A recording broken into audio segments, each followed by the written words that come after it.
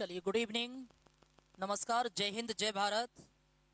सभी विद्यार्थी सबसे पहले तो वीडियो को शेयर कर दीजिए। जितने भी विद्यार्थी हैं वो वीडियो को शेयर कर दीजिए दोस्तों। अपने दोस्तों में भी वीडियो को शेयर कर दो।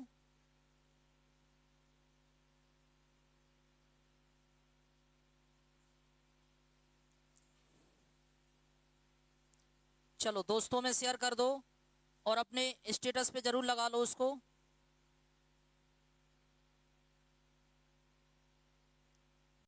अपने दोस्तों में शेयर कर दीजिए।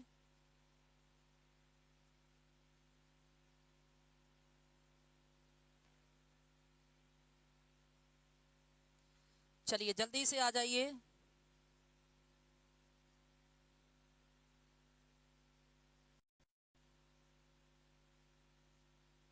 जल्दी से जुड़ जाओ।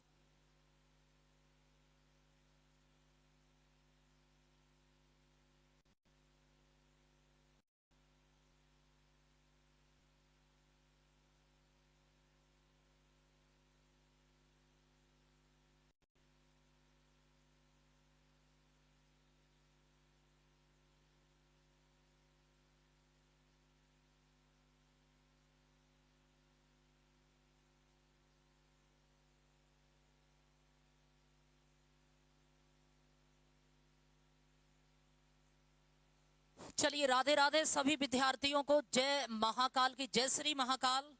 बिल्कुल, सभी दोस्तों वीडियो को पहले शेयर कर दो और सभी लोग आ जाओ लाइव।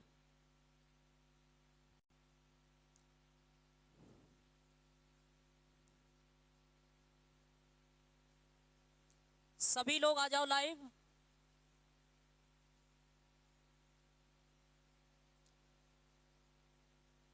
सभी लोग लाइव आ जाओ और वीडियो को पहले शेयर कर दो। फिर हम लोग प्रश्नों की तरफ बढ़ते हैं। फिर हम लोग प्रश्नों की तरफ बढ़ेंगे। देखिए, हाँ, क्लास के जितने भी विद्यार्थी हैं वो सभी ऑनलाइन आ जाइए। क्लास के जितने भी विद्यार्थी हैं वो जल्दी से ऑनलाइन आ जाइए। बिल्कुल, और प्रश्नों की तरफ बढ़िए जरा।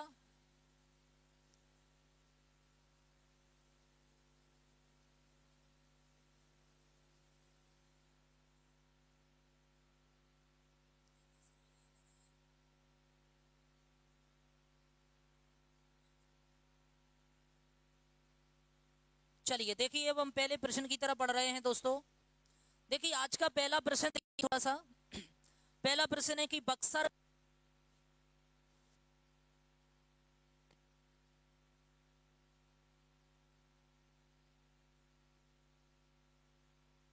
था का आंसर 1781 में, 1772 में, 1757 में, 1764 में।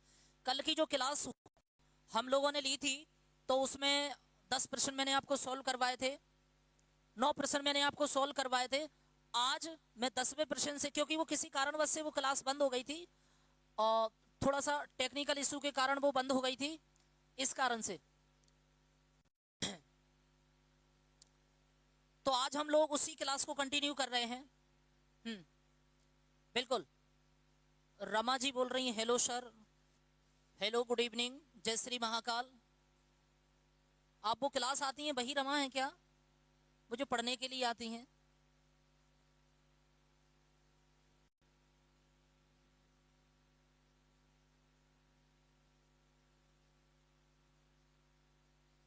चलिए, देखिए, चलो देखिए, इस प्रश्न की हम लोग थोड़ा सा चर्चा करते हैं कि बक्सर का युद्ध, बक्सर के करूं तो बक्सर का युद्ध दोस्तों 1764 में हुआ था। कहां हुआ था? 1764। बक्सर कहां पड़ता है? पता है। तो ये कब हुआ था ये युद्ध? 1764 में हुआ था दोस्तों। और बक्सर कहां पड़ता है? यहां पर क्या हुआ था? अच्छा अच्छा, ओके, ठीक है, अच्छा, वही रमा जी हैं, ओके, ठीक है रमा जी, आंसर कीजिए इसका। और क्लास भी आया करो आप, शाम की क्लास नहीं आती है। अक्सर कहाँ पड़ता है? बिहार। तो 17।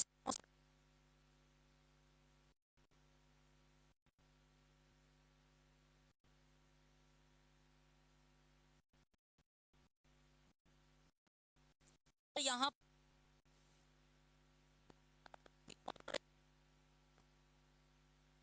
के नवाब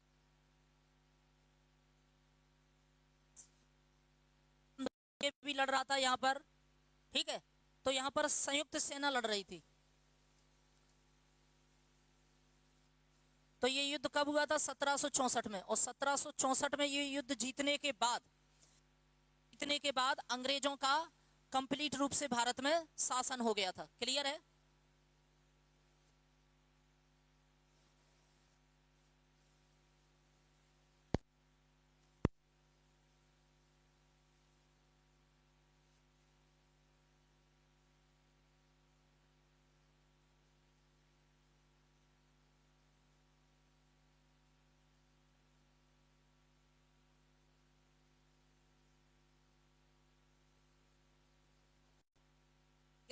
अब ऐसा नहीं है कि आप लोग कमेंट ना करो, कमेंट भी किया करो दोस्तों, कमेंट भी किया करो। अगर आवाज में ब्लर हो रहा है या डबल आवाज आ रही है तो आप मुझे बता दीजिए। डबल आवाज आ रही है तो प्लीज आप मुझे एक बार बता दीजिए। अगर डबल आवाज आ रही है तो एक बार मुझे प्लीज बता दीजिए। आ रही है तो यस लिख दीजिए, नहीं आ रही है तो नो लिख दीजिए जल्दी से, फिर मैं आगे बढ़ूं।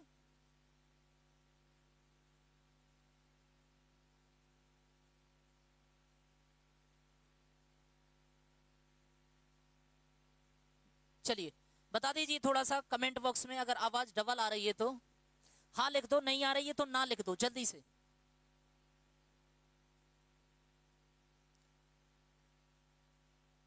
नो नहीं आ रही है, ओके ठीक है। तो देखो हुआ था 17 हुआ था, सबसे लड़ रहा था यहाँ पर, और अवध के नवाब लड़ रहे थे। तो यहाँ पर क्या हुआ? अंग्रेजों की जीत हुई और अंग्रेजों का भारत में कंप्लीट रूप से कब्जा हो गया। ठीक है, अगले वाले प्रश्न की तरफ हम लोग बढ़ते हैं। सही आंसर क्या होगा? चलिए देखिए, आज प्लासी के युद्ध की चर्चा कर लेते हैं। कुछ विद्यार्थी वो पढ़ाते हैं, आराम से नहीं पढ़ाते वो लोग, थोड़ा सा कमेंट वमेंट नहीं करते। मैं सोचता हूँ आप आंसर दे रहे हो तो ठीक, करना देखूं कमेंट की साइड तो फिर तो मैं तो पढ़ाता ही जाऊंगा, फिर आपको मालूम ही है। मैं कब हुआ था उसको समझ लो। 1757, 1783 में प्लासी का युद्ध कब हुआ था? आवाज कट हो रही है, आवाज कट हो रही है। अब कट हो रही है यार भाई, तो मैं क्या बताऊं, पता नहीं कैसे कट हो रही है यार।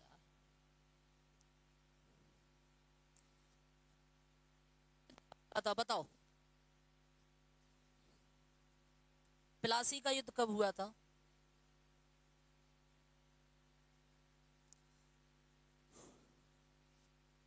तो चर्चा करते हैं। ये हुआ था दोस्तों,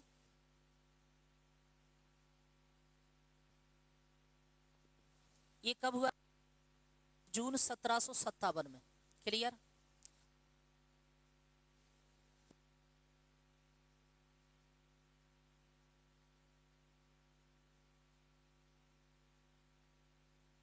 नवाब सिराजुद्दौला और अंग्रेजों के बीच, अंग्रेजों के बीच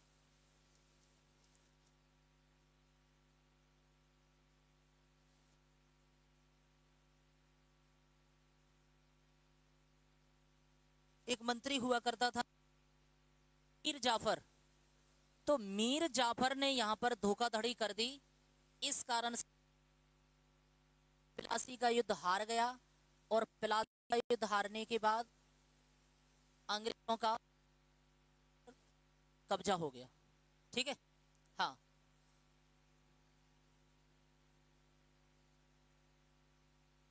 ठीक है, ओके। अंग्रेजों का कब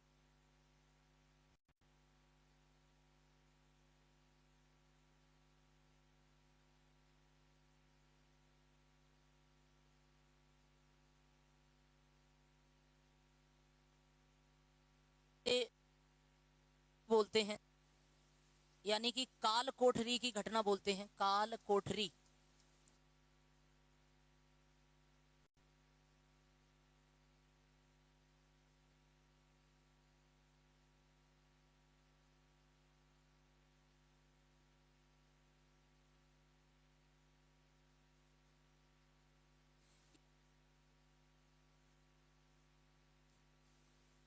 ये कब हुई थी? 20 जून 1756 में हुई थी ये घटना। इसमें क्या हुआ था? 146 अंग्रेजों को पकड़कर 146 अंग्रेजों को पकड़कर 10 बाई 10 के कमरे में बंद कर दिया था, जिसमें से 123 अंग्रेज मर गए थे, 23 जिंदा बचे थे। ठीक है, तो ये घटना है, थोड़ा सा याद कर लेना आप इसको। सर आपकी आवाज क्लियर नहीं आ रही है। यदि भाई थोड़ा देख लो यार, आवाज कैसी आ रही है? आवाज सही आ रही है ना?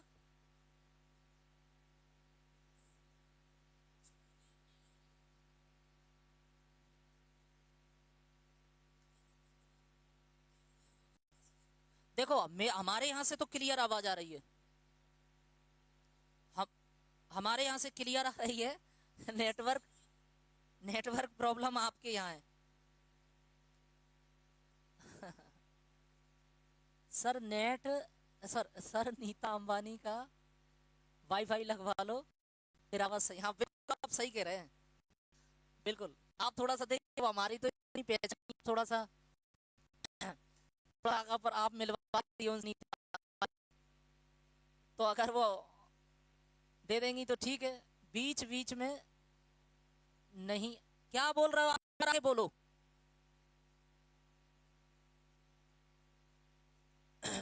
चलो क्लियर करो आवाज को। देखिए आवाज तो आ रही है हमारे यहाँ पर, वो तो वहीं पर प्रॉब्लम है आप लोगों की, थोड़ा सा नेट में।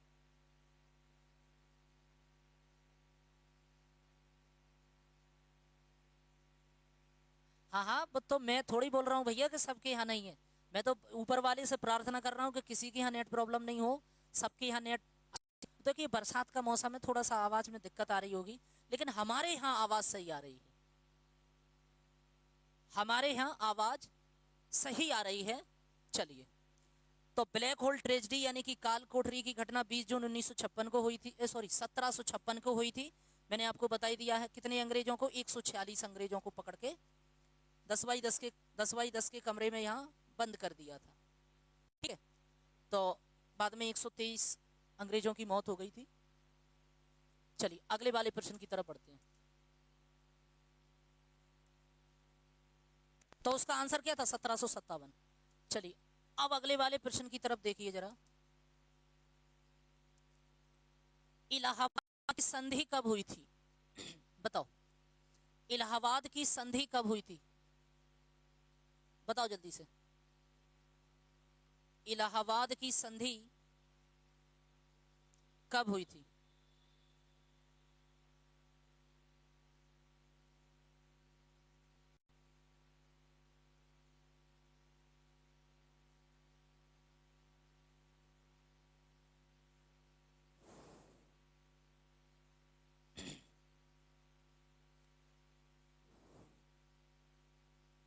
चलिए बताइए, इलाहाबाद की संधि कब हुई थी? आंसर दिया करो, आप लोग आंसर नहीं देते हो, मुझे लग रहा है आप लोग देखते हो खाली क्लास को, आंसर नहीं देते हो। हाँ ठीक है भैया, कमेंट में आंसर नहीं दो तो फिर मैं पढ़ाता ही रहता हूँ, क्यों? फिर मैं आपके कमेंट साइड देखता हूँ, फिर मैं आपको पढ़ाई देता हूँ, मत दो आप।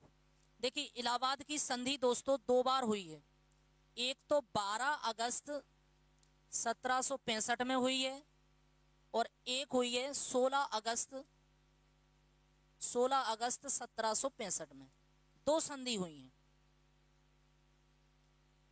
संधि में ये रॉबर्ट क्लाइव जैसे आप लोग बोलते हो, रॉबर्ट क्लाइव और शाह आलम द्वितीय, शाह आलम द्वितीय, और अवध के नवाब भी थे यहाँ, शाह उद्दौला, शाह उद्दौला, शाह उद्दौला। देखो इलाहाबाद की संधि दो बार हुई है, एक तो 12 अगस्त 1765 को हुई है और फिर एक 16 अगस्त 1765 को हुई है। किसके बीच में हुई है? अंग्रेजों की तरफ से रॉबर्ट क्लाइव था और यहाँ पर शाह आलम द्वितीय था और शाह उद्दौला था जो कि अवध का नवाब था। ठीक है, देखिए बंगाल का नवाब तो शाह आलम द्वितीय और अवध का नवाब शाह उद्दौला, ये दोनों और रॉबर्ट क्लाइव के बीच में हुई है। तो फिर इसका जो सही आंसर हो जाएगा वो क्या हो जाएगा? 1765। इलाहाबाद की संधि कब हुई है? सर आ नहीं रहे आंसर अच्छा, आंसर नहीं आ रहे हैं इसलिए नहीं बोल रहे हो। ठीक है, देखो बड़ी खुशी की बात है रमा कि तुम गूगल पे सर्च नहीं कर रहे हो, तो मैं तो आपसे यही बोलना चाहूंगा कि आप गूगल पे सर्च मत करो। आपको अगर आ रहा है तो करेक्ट आंसर दे दो, नहीं आ रहा है तो आप वीडियो देखते रहो। तो फिर मैं यहाँ डायरेक्ट पढ़ाता ही जाता हूँ, क्लियर है, और समझाते जाता हूँ और आप देखते चलो। ठीक है, कोई बात नहीं है। तो इलाहाबाद की संधि क्या हुई थी, मतलब कब हुई थी? 1765 में। ये दो बार हुई थी, मैंने आपको बताई। तो इसका आंसर क्या हो जाएगा फिर मित्रों? फिर इसका आंसर हो जाएगा ए, 1765। अगले वाले प्रश्न की तरफ हम लोग बढ़ते हैं। बहुत अच्छा प्रश्न है ये। तो ये प्रश्न है कि माउंटबेटन योजना कब आई? माउंटबेटन योजना कब आई? माउंटबेटन योजना कब आई? माउंटबेटन योजना कब आई बताइए। चलो माउंटबेटन योजना को समझ लो। ये बात है 3 जून 1947 की। ये बात कब की है? 3 जून 1947 की बात है। एक अंग्रेज हुआ करते थे लॉर्ड माउंटबेटन। तो लॉर्ड माउंटबेटन एक प्रस्ताव लेकर आए, कहां से? ब्रिटेन से। और वो प्रस्ताव के द्वारा योजना भारत में लागू की गई। भारत में लागू की गई तो इसी योजना के द्वारा भारत और पाकिस्तान का विभाजन हो गया। इसी योजना के द्वारा किस किस का विभाजन हो गया? भारत का और पाकिस्तान का। तो ये घटना आप थोड़ा याद कर लेना। 3 जून 1947 की बात है। लॉर्ड माउंटबेटन एक योजना आई और अंग्रेज के नाम पर ही है ये। लॉर्ड माउंटबेटन अंग्रेज का नाम है, उसी के नाम पर ये योजना आई। तो इसमें क्या हुआ कि भारत अलग हो गया और पाकिस्तान अलग हो गया। ठीक है, तो भारत का जो विभाजन हुआ है वो इसी योजना के द्वारा हुआ है। तो फिर इसका जो सही आंसर हो जाएगा वो बी आंसर हो जाएगा, 1947। अगले प्रश्न की तरफ देखो। अगला प्रश्न गांधी जी से संबंधित है। दांडी मार्च कब हुआ? दांडी मार्च 1932 में, 1929 में, 31 में या 30 में? बताओ, दांडी मार्च कब हुआ? दांडी मार्च कब हुआ?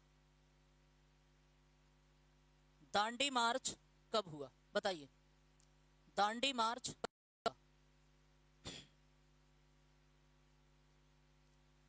बताइए।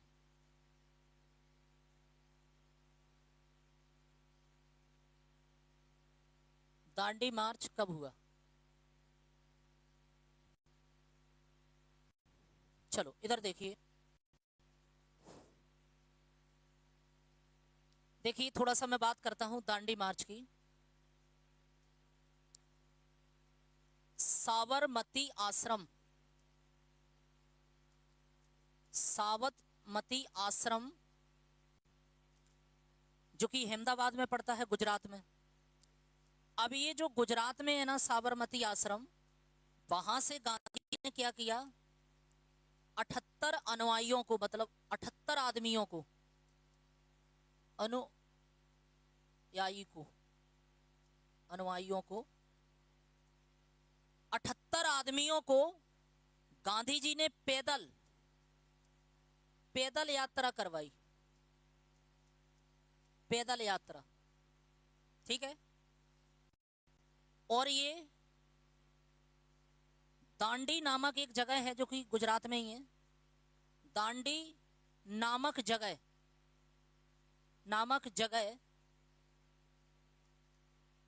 जगह पर ये पहुंचे और लगभग ये 24 दिन इनकी यात्रा रही थी। कितने दिन? 24 दिन। तो 24 दिन इन्होंने यात्रा की थी और पैदल चले थे ये लोग 24 दिन। और दांडी नामक जगह पर पहुंचने के बाद इन्होंने क्या किया था? नमक कानून तोड़ा था। नमक कानून तोड़ा। मतलब गांधी जी कह रहे थे कि अब हम अपना नमक खुद बनाएंगे, किसी से खरीदेंगे नहीं, ठीक है। तो कितने लोगों के साथ? 78 लोगों के साथ दांडी नामक जगह पर ये पहुंचे। 24 दिन इनकी यात्रा रही थी। वहां पहुंचकर इन्होंने नमक कानून तोड़ा था, ठीक है। हाँ बिल्कुल रमा, 1930 इसका आंसर है, बिल्कुल सही आंसर है, वेरी गुड। अब देखिए थोड़ा सा और समझ लो। पहला जो गोलमेज सम्मेलन हुआ था, पहला जो गोलमेज सम्मेलन हुआ वो हुआ था दोस्तों 1930 में। दूसरा हुआ था 1931 में और तीसरा हुआ था 1932 में। और ये तीनों के तीनों जो हुए थे ये लंदन में हुए थे। कहाँ हुए थे? लंदन में हुए थे। और तीनों में भाग लिया था डॉक्टर भीमराव अंबेडकर ने। डॉक्टर भीमराव अंबेडकर ने तीनों में भाग लिया था। डॉक्टर भीमराव अंबेडकर ने तीनों में भाग लिया था। क्लियर है? हाँ। और गांधी जी ने दूसरे वाले में लिया था। महात्मा गांधी ने कौन से वाले में? दूसरे वाले में। महात्मा गांधी ने दूसरे वाले में लिया था। तो विंस्टन चर्चिल एक अंग्रेज व्यक्ति है। विंस्टन चर्चिल एक अंग्रेज व्यक्ति है। उसने गांधी जी को नंगा फकीर बोल दिया था। विंस्टन चर्चिल ने गांधी जी को नंगा फकीर बोल दिया था। बोले आप नंगे फकीर हो, गांधी जी को बोल दिया था। क्योंकि गांधी जी वो धोती पहनते थे ऐसी वाली, ठीक है। तो उन्होंने बोल दिया था। किसने? विंस्टन चर्चिल ने। तो तीनों गोलमेज सम्मेलन लंदन में हुए, 30 में, 31 में, 32 में। तीनों में भाग डॉक्टर भीमराव अंबेडकर ने लिया है। महात्मा गांधी दूसरे में गए थे। एक अंग्रेज था विंस्टन चर्चिल, उन्होंने गांधी जी को क्या बोल दिया था? नंगा फकीर। क्लियर? तो समझ में आया? तो इसका सही आंसर क्या हो जाएगा फिर? 1930 हो जाएगा। अगले वाले प्रश्न की तरफ हम लोग चलते हैं। अगला वाला प्रश्न देखो। भारतीय संविधान में मौलिक कर्तव्य कब जोड़े गए? भारतीय संविधान में मौलिक कर्तव्य कब जोड़े गए? भारतीय संविधान में मौलिक कर्तव्य कब जोड़े गए? 1975 में, 1976 में, 1977 में, 1978 में। देखो जरा इधर,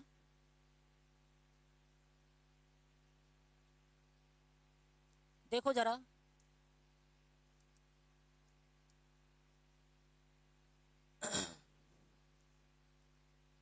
बयालीसवें संविधान संशोधन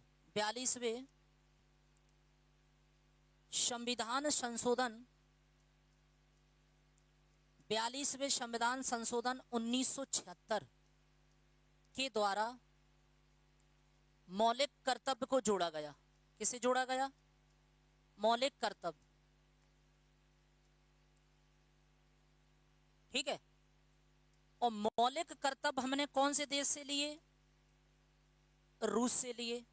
और मौलिक अधिकार किससे लिए? अमेरिका से लिए। समझ रहे हो?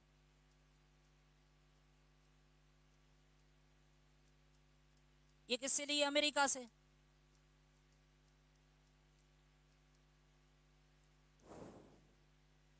मौलिक कर्तव्य भाग 4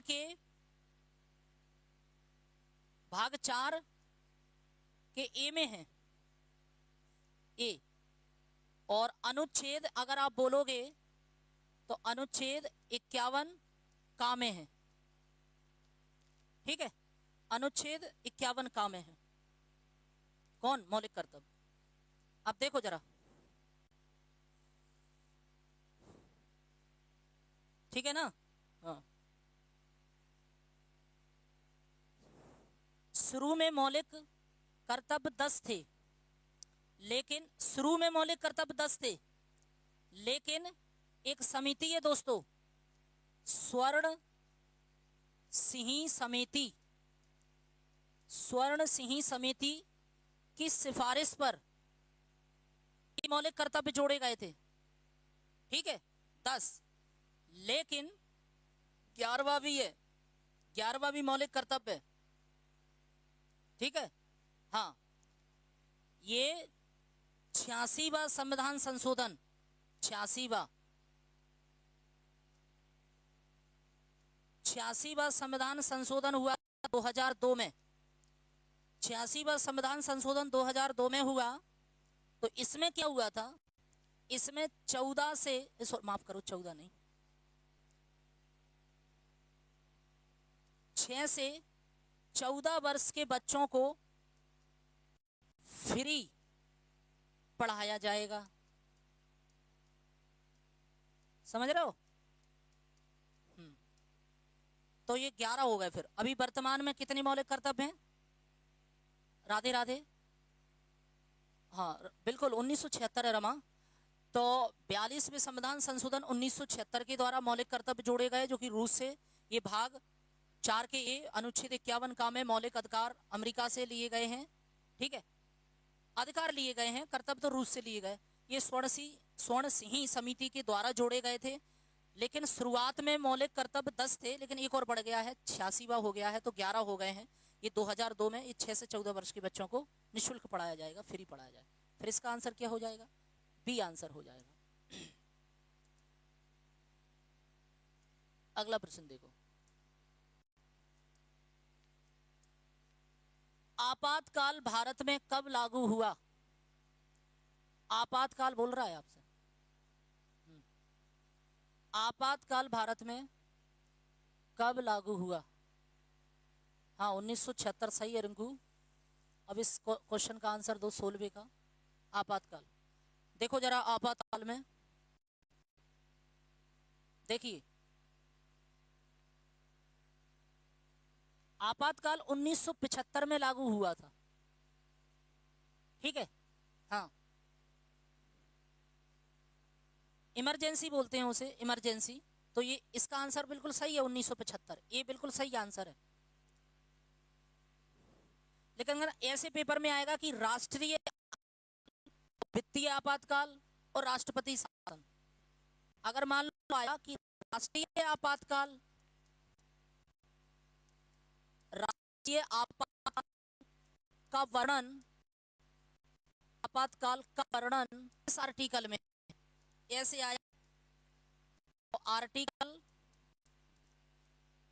कितने में है बताओ? 352 में। राष्ट्रीय आपातकाल और राष्ट्रपति शासन,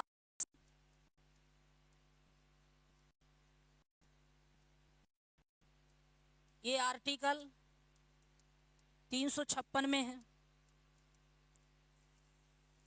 फिर एक होता है वित्तीय आपातकाल,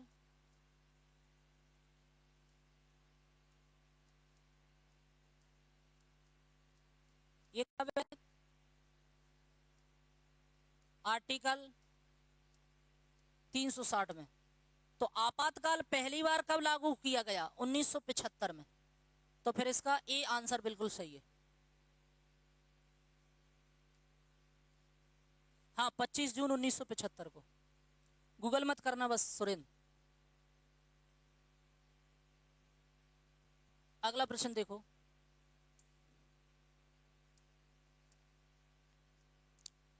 हरित क्रांति का संबंध, हरित क्रांति का संबंध किससे है? उद्योग से, कृषि से, शिक्षा से या विज्ञान से?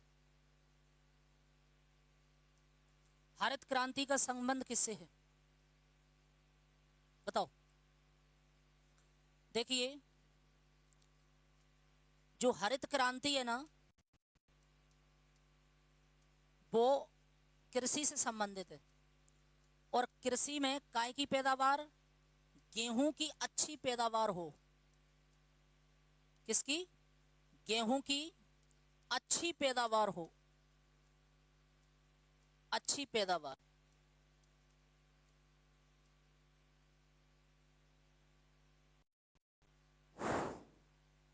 ये कब लागू हुई थी? 1967-68 में। सुनते जाओ ध्यान से। पहली बार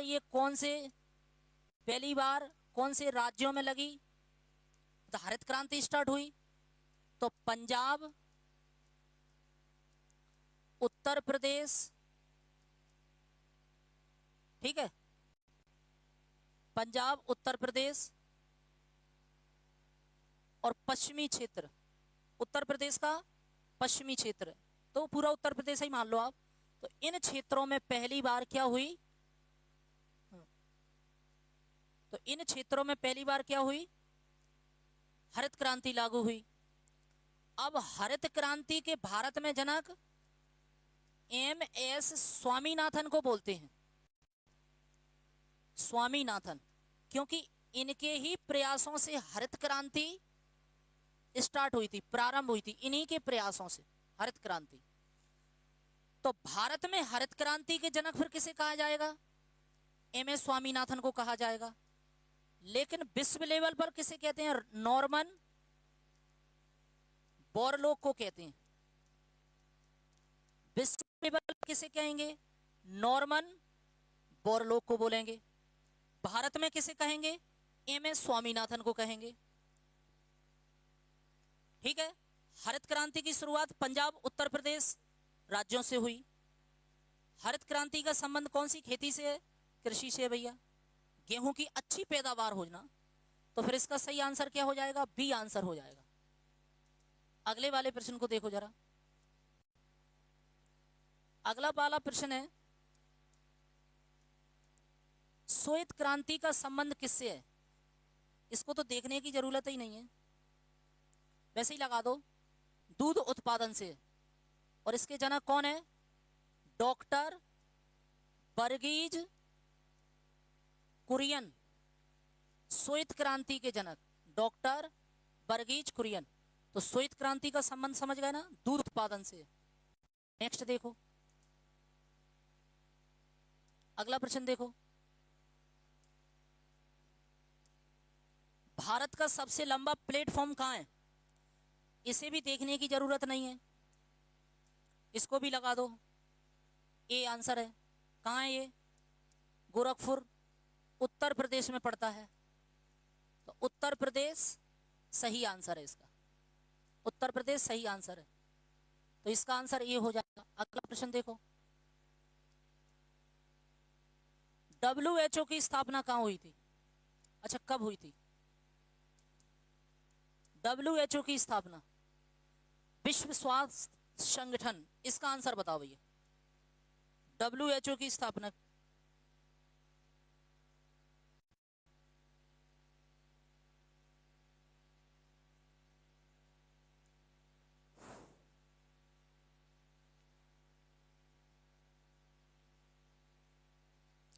WHO की स्थापना कब हुई?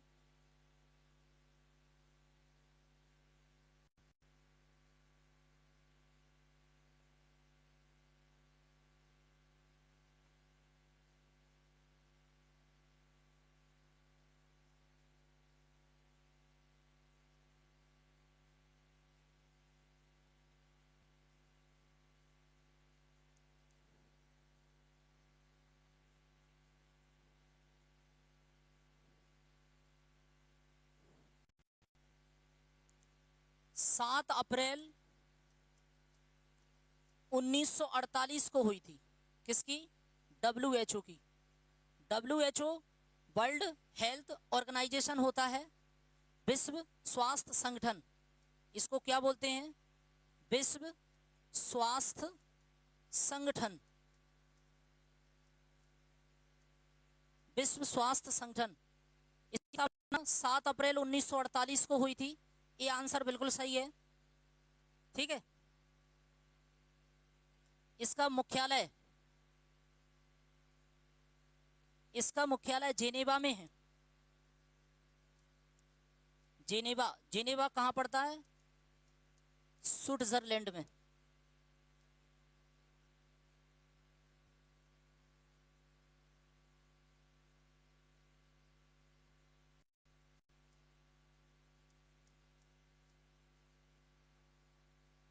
ठीक है, चलिए तो बना लोगे पेपर में। नाटो, इसको बताओ, नाटो को बताओ फटाफट से।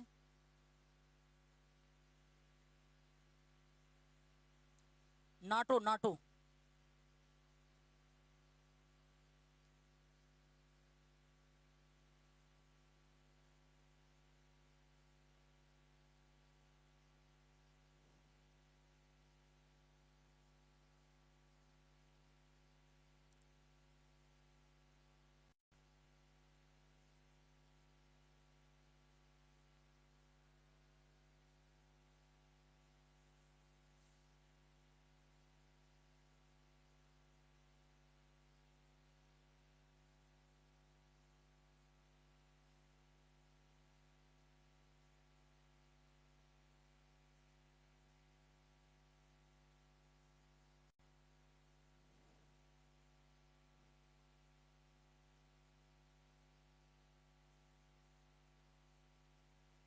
चलिए नाटो को देखो।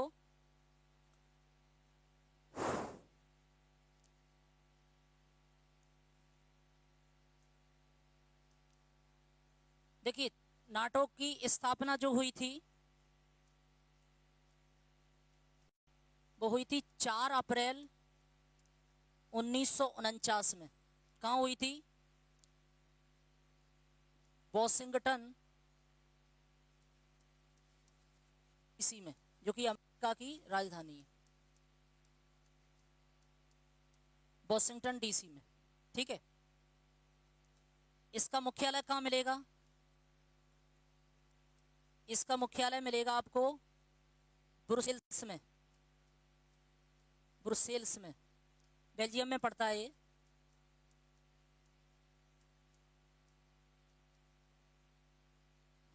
अच्छा, पहले इसका मुख्यालय कहां था? पेरिस में। अब कहां पर है? ब्रुसेल्स में। इसमें सदस्य देश कितने हैं? टोटल कितने देश शामिल हैं? 32 देश शामिल हैं इसमें। 32 देश। ठीक है।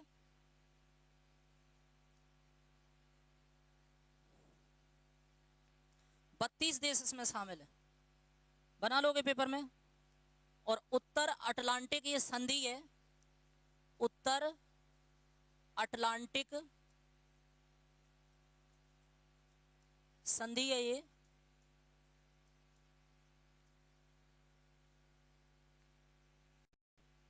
ठीक है, चलिए। भारत नाटो का सदस्य नहीं है। भारत नहीं है, बिल्कुल भारत नाटो का सदस्य नहीं। तो इसका आंसर क्या है फिर? ये आंसर है 1949।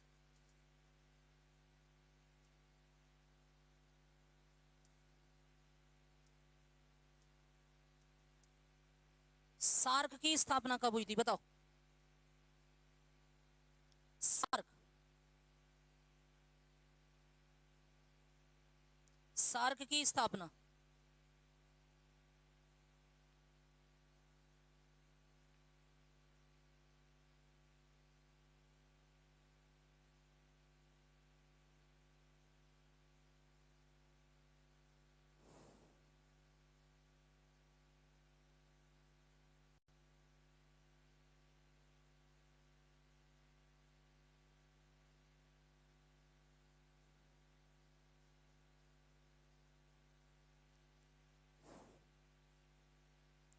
देखो इधर, इसकी जो स्थापना हुई थी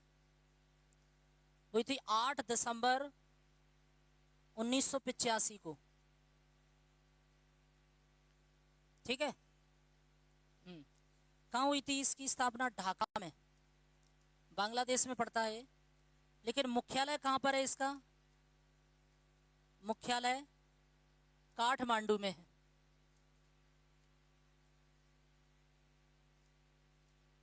कितने देश शामिल हैं इसमें, सदस्य देश?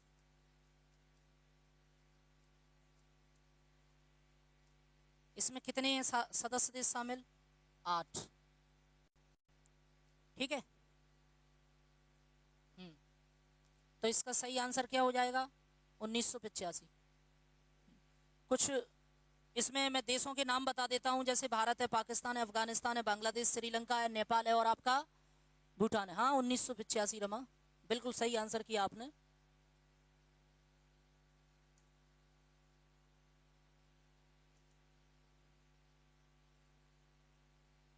अगला प्रश्न देखो।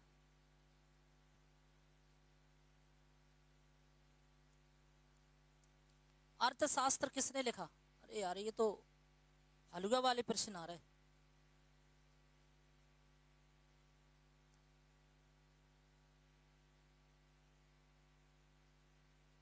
देखिए, ये प्रश्न तो हलवा जैसे आ रहा है यार।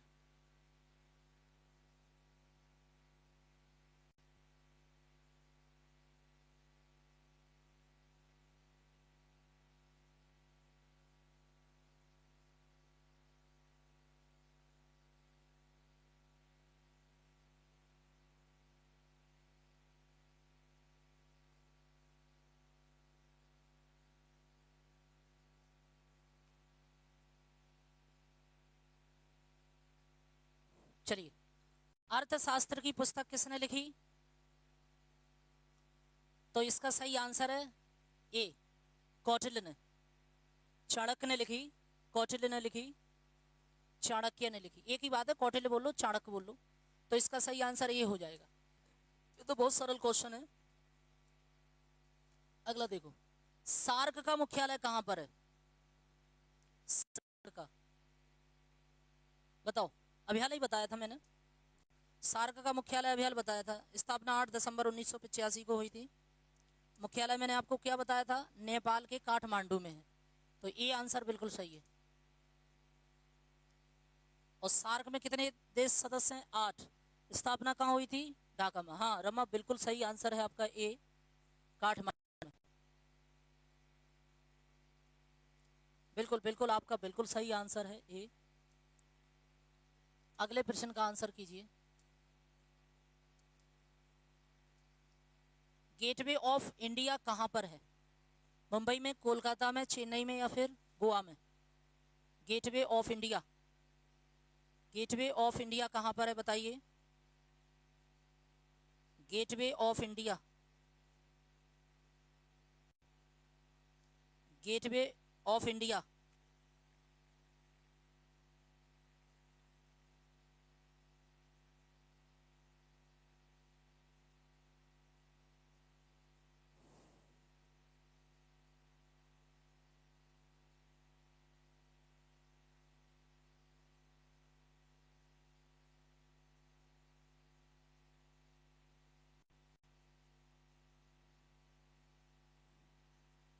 देखो इधर, गेटवे ऑफ इंडिया आपको मिलेगा मुंबई में। कहाँ मिलेगा? मुंबई में मिलेगा। ये 1911 में बनवाया था। कब बनवाया था? 1911 में। ब्रिटिश राजा हुआ करते थे जॉर्ज पंचम, जॉर्ज पंचम, और उनकी रानी मैरी। रानी का नाम क्या था? मैरी। उन्हीं की याद में बनवाया था ये। और इसका काम 1924 में जाके कंप्लीट हो गया था। मतलब 11 में बनना स्टार्ट हो गया था, अब इतनी जल्दी तो नहीं बन पाएगा। तो ये 24 में कंप्लीट हो गया था बन के। याद में जल्दी से बनवाना चालू कर दिया था उन्होंने। ठीक है, हाँ ये बिल्कुल सही है।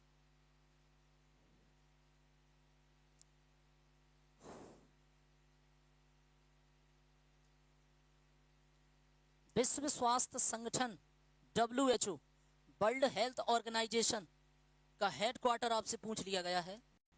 वर्ल्ड हेल्थ ऑर्गेनाइजेशन का हेडक्वार्टर कहां पर है? तो अभी हाल ही बताया था मैंने, जेनेवा में है, स्विट्जरलैंड के जेनेवा में है। हाँ, ये आंसर नहीं होगा रिंकू, ये तो न्यूयॉर्क हो जाएगा, गलत है। ये आंसर बिल्कुल सही है, जेनेवा। अगला प्रश्न देखो,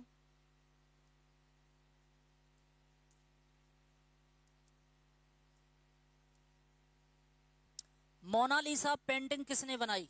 पिकासो ने, माइकल एंजेलो ने, लियोनार्डो दा विंची ने, वैन गॉग ने। मोनालिसा, मोनालिसा की भैया, मोनालिसा बताओ।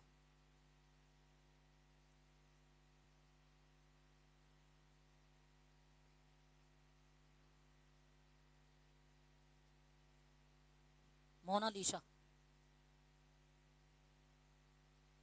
मोनालिसा की पेंटिंग किसने बनाई? जानते हो? नहीं है पता? तो मोनालिसा की जो पेंटिंग बनाई थी वो लियोनार्डो दा विंची ने बनाई थी। समझ रहे हो ना? अब देखो, लियोनार्डो दा विंची और ये जो मोनालिसा है ना, बी आंसर कर रहे हैं। माइकल एंजेलो ये नहीं है भैया, माइकल एंजेलो नहीं है। देखो ये कौन है मोनालिसा, ये मैं आपको बता दूं। एक ऐसा मानते हैं कि फ्लोरेंस, ऐसा मानते हैं कि फ्लोरेंस के एक रेशम व्यापारी की पत्नी का नाम है मोनालिसा। फ्लोरेंस के एक रेशम व्यापारी हैं, उनकी पत्नी का नाम है मोनालिसा। उनकी पत्नी की तस्वीर बनाई थी लियोनार्डो दा विंची ने। ठीक है, अब तस्वीर आप देख रहे होंगे, लकड़ी की फ्रेम पे उन्होंने बनाई थी और तेल से वो लकड़ी को भिगोया गया था। मुस्कुराते हुए ये तस्वीर बनी है। ये देखो लियोनार्डो दा विंची है, ये जैसा कि आप देख रहे हो चित्र में ये, और ये मोनालिसा है। मोनालिसा का यहाँ पर हंसता हुआ चेहरा बताया गया है। बहुत सुंदर महिला थी ये, इनको सुंदर यहाँ दिखाया गया है। इनकी थोड़ी सी मुस्कान है ना, तो ऐसा मानते हैं जब इसको देखते हैं ना, जैसे अभी देख लिया, फिर बाद में इसको देखते हैं तो ऐसा लगता है कि इनका वो जो तस्वीर है ना, वो बता रही हो कि ये बदल रही है, तस्वीर बदल रही है, ऐसा। समझ गए? हाँ, तो सी आंसर बिल्कुल सही है। तो आप देख रहे हैं ना विंची को और मोनालिसा को। वो वाली मोनालिसा नहीं है जो अभी केरल में जाके शादी कर ली, वो नहीं है, वो फर्जी वाली मोनालिसा है, ये ओरिजिनल वाली मोनालिसा है। राइट, अगला वाला,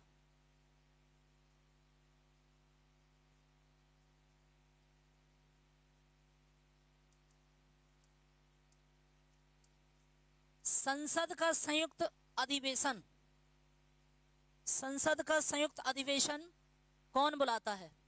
बताओ। तो समझ लो, संसद का संयुक्त अधिवेशन राष्ट्रपति बुलाता है। और आर्टिकल 108 के अंतर्गत, आर्टिकल 108 के अंतर्गत संसद का संयुक्त अधिवेशन कौन बुलाता है? क्यों बुलाते हैं? राज्यसभा, लोकसभा में कोई बिल पर विवाद हो रहा है, उस विवाद को समझने के लिए राष्ट्रपति राज्यसभा वालों को, लोकसभा वालों को, दोनों को एक जगह बिठाता है। और इसकी अध्यक्षता कौन करता है? तो लोकसभा अध्यक्ष करता है। तो लोकसभा का जो स्पीकर होता है, अध्यक्ष, वो करता है इसकी अध्यक्षता। तो ये बुलाने का अध्यक्षता, ये बुलाने का जो अधिकार है वो है केवल राष्ट्रपति को। बिल, कोई बिल पर विवाद हो रहा है, किसी बिल पर विवाद हो रहा है, उस विवाद को ठीक करवाने के लिए दोनों को एक जगह बुलाते हैं। तो ये आर्टिकल 108 में, तो इसका फिर सही आंसर हो जाएगा बी। आगे देखो,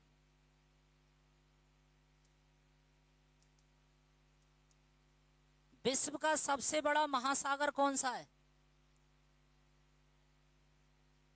विश्व का सबसे बड़ा महासागर कौन सा है? अटलांटिक है, हिंद है, प्रशांत है, या आर्कटिक है? ये तो आपको सुबह सर पढ़ा रहे ना, विश्व का भूगोल पढ़ा रहे ना, उसमें जरूर आपको बताया होगा कि विश्व का सबसे बड़ा महासागर कौन सा है। अगर नहीं भी बताया सर ने तो मैं बता रहा हूं आपको, विश्व का सबसे बड़ा महासागर है प्रशांत महासागर। पृथ्वी का लगभग 30% क्षेत्र तो यही अकेला घेरे हैं। पृथ्वी का लगभग 30% क्षेत्र तो अकेला यही घेरे हैं। यही इसी प्रशांत महासागर में सबसे गहरी घाटी है एक अंदर, जिसे मेरियाना बीच बोलते हैं।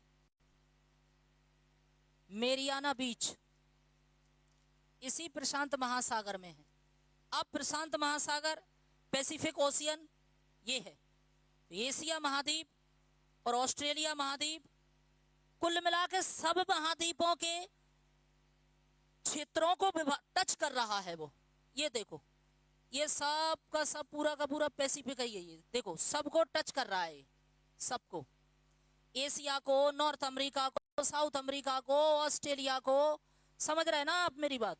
हाँ, तो पैसिफिक ओशियन यानी कि प्रशांत महासागर में सबसे गहरी घाटी है मेरियाना बीच, वो भी इसी में मिलेगी। 30% क्षेत्र घिरे हुए हैं। तो ये विश्व का सबसे बड़ा क्या है?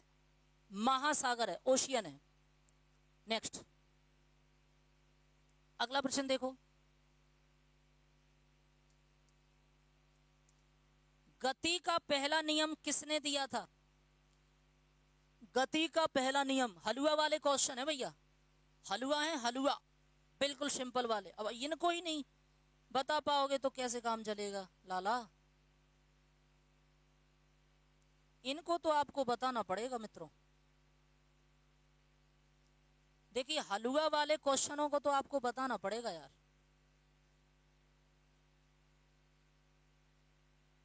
गति का नियम किसने प्रतिपादित किया था? Sir Isaac Newton.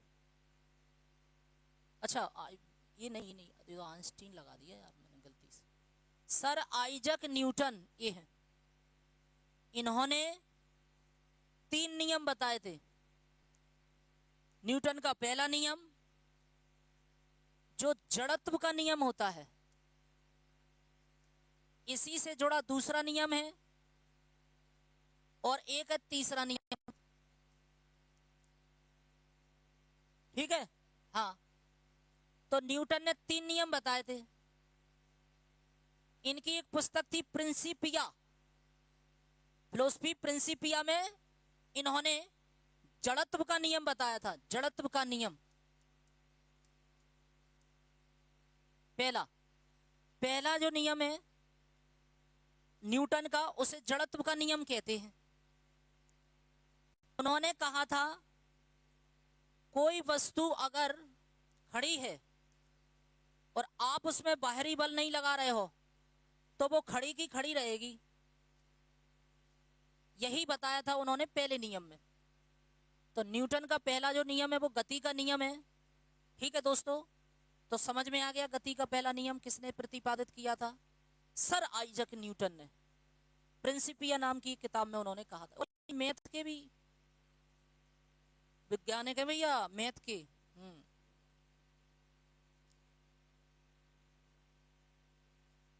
अगला,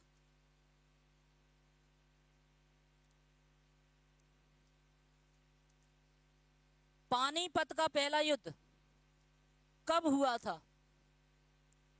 पानीपत का पहला युद्ध कब हुआ था? 1526 में, 1556 में, 1761 में, 1707 में। पानीपत का पहला युद्ध देखो इधर, 21 अप्रैल 1526 को, 21 अप्रैल 1526 को पानीपत का पहला युद्ध हुआ था। बाबर के बीच में मुगल बादशाह था बाबर और लोदी वंश का राजा था इब्राहिम लोदी। 20,000 सेना थी इसके पास, इब्राहिम लोदी के पास। और इसके पास तो 2 ऐसे तोप चलाने वाले थे, एक का नाम था मुस्तफा,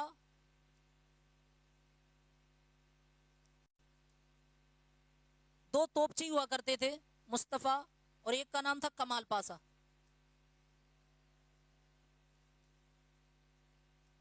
दो तोपचियों ने ऐसी तोप चलाई, बाबर के पास कम सेना थी, दो तोपचियों ने ऐसी तोप चलाई कि इब्राहिम लोदी के 20,000 सैनिक मारे गए। इब्राहिम लोदी भी परास्त हो गया, बाबर जीत गया। तुगलमा पद्धति अपनाई थी बाबर ने, तुगलमा पद्धति, तुगलमा पद्धति के द्वारा बाबर जीत गया। ठीक है। और भारत में पहली बार तोप इसी के शासनकाल में इसी बाबर ने चलाई थी, पहली बार तोप। तुगलमा पद्धति से जीत गया ये बाबर। ठीक है। 1526 में पानीपत का दूसरा युद्ध 1556 में लड़ा था, तीसरा 1761 में, 3 युद्ध लड़े थे। इसका सही आंसर क्या हो जाएगा? ए।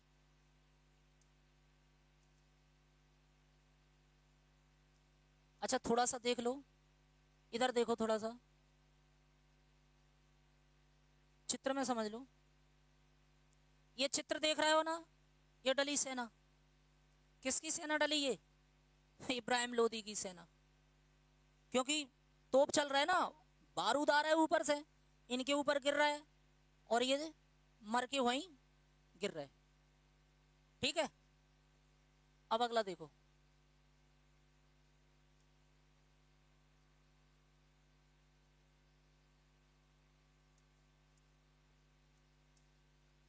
विटामिन सी का रासायनिक नाम। यार ये तो सिंपल वाले क्वेश्चन है। एस्कॉर्बिक एसिड विटामिन सी का रासायनिक नाम होता है भैया, एस्कॉर्बिक एसिड। तो इसका बी आंसर बिल्कुल सही है। अगला वाला प्रश्न देखो। देखिए कोई प्रश्न अच्छे आए, ढंग के आए तो एक्सप्लेन करने में भी मजा आए। हलवा टाइप के प्रश्न आते हैं तो फिर उड़ाने पड़ती है। सूर्य में ऊर्जा, बहुत अच्छा प्रश्न। प्रक्रिया से देखो भैया, बहुत अच्छा प्रश्न आया है।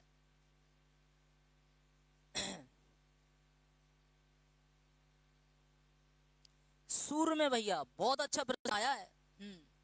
करिए जरा इसको, इसको तो करिए भैया, बहुत अच्छा प्रश्न आया है।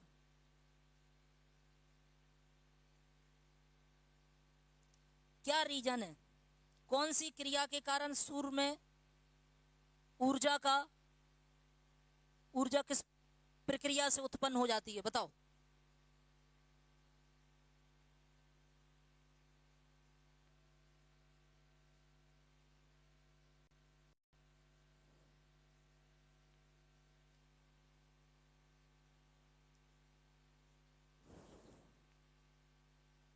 देखिए सूर्य के कोर में परमाणु हाइड्रोजन के बदलने से,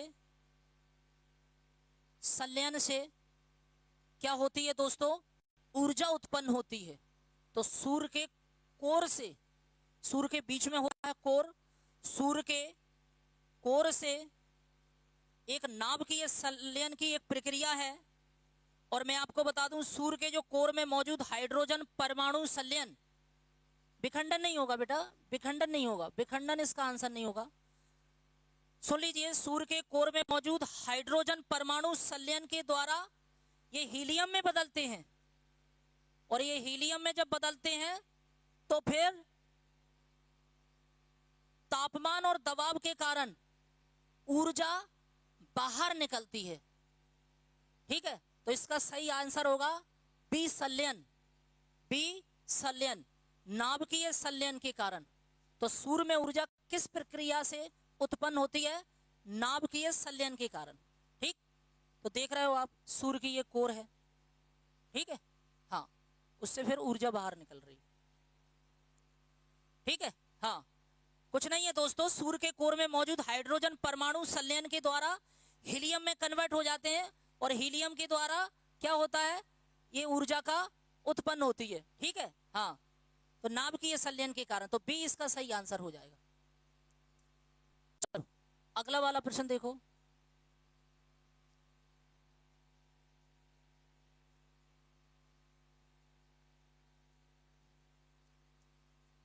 गुप्त वंश का संस्थापक कौन है? चंद्रगुप्त मौर्य, समुद्रगुप्त, श्रीगुप्त, चंद्रगुप्त फर्स्ट है, बताओ। हाँ, रमा ने पता नहीं क्या आंसर दिया था, फिर डिलीट कर दिया है। इसका आंसर दो रमा।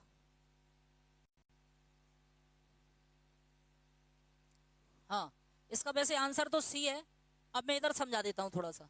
देखो, ये गुप्त वंश का उस समय एम्पायर हुआ करता था, जैसा आप देख रहे हैं, इतना बड़ा एम्पायर था भैया गुप्त साम्राज्य का।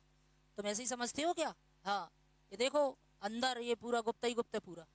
देखो, गुप्त वंश में सबसे पहले श्रीगुप्त आए, घटोत्कच गुप्त आए, चंद्रगुप्त प्रथम आए, समुद्रगुप्त आए, चंद्रगुप्त आए, कुमारगुप्त प्रथम आए और स्कंद गुप्त आए। इसका जो सही आंसर है वो है श्रीगुप्त है। सबसे पहले कौन आया? श्री। हाँ रमा, बिल्कुल सही आंसर है आपका सी। सी बिल्कुल सही आंसर है, वेरी गुड, सी आपका बिल्कुल सही आंसर है।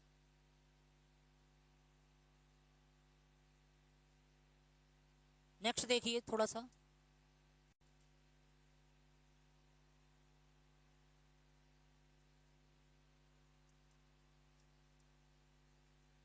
पंचशील सिद्धांत किस के बीच समझौते का परिणाम है? बताइए